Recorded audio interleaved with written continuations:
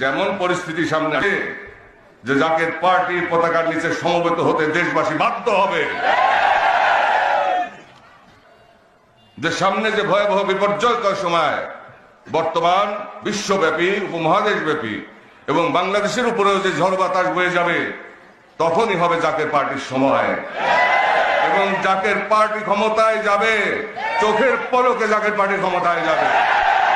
হাস্যকর মনে হতে পারে, কিন্তু নিকট ভবিষ্যতে আপনাদের সামনে প্রতিভাত হবে। আপনারা দেখবেন নিজ চোখে। এখানে সাংবাদিক ভাইয়েরা যারা আছেন, আপনারা মনে রাখেন কথাটা। আমার কথা সত্য কিনা মিথ্যা সামনে 1 বছরের মধ্যে আপনারা টের পাবেন।